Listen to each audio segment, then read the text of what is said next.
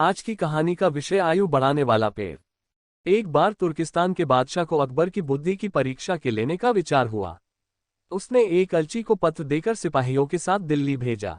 पत्र का मजमून कुछ इस प्रकार था। अकबर शाह, मुझे सुनने में आया है कि आपके भारतवर्ष में कोई ऐसा पेड़ पैदा होता है जिसके पत्ते खाने से मनुष्य की आयु बढ़ जाती है।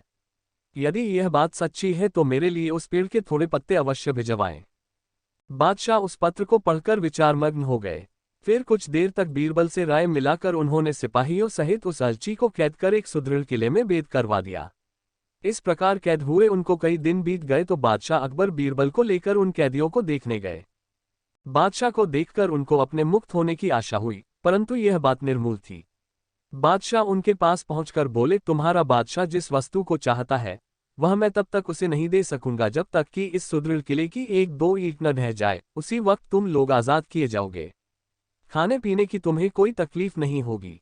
मैंने उसका यथाचित प्रबंध करा दिया है। इतना कहकर बादशाह चले गए, परंतु कैदियों की चिंता और बढ़ गई। वे अपने मुक्त होने के उपाय सोचने लगे।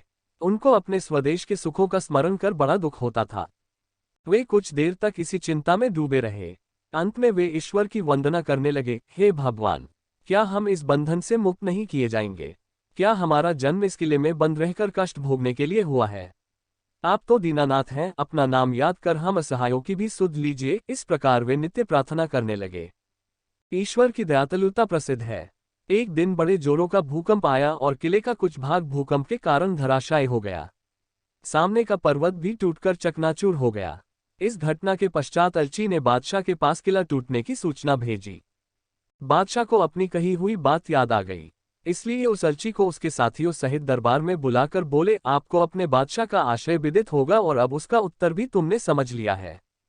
यदि न समझा हो तो सुनो, मैं उसे और भी स्पष्ट किए देता हूँ। देखो, तुम लोग गणना में केवल 100 हो और तुम्हारी आस से ऐसा सुदृढ़ किला ढह गया, फिर जहाँ हजारों मनुष्यों पर अत्याचार हो रहा हो वहां के बादशाह की आयु कैसे बढ़ेगी?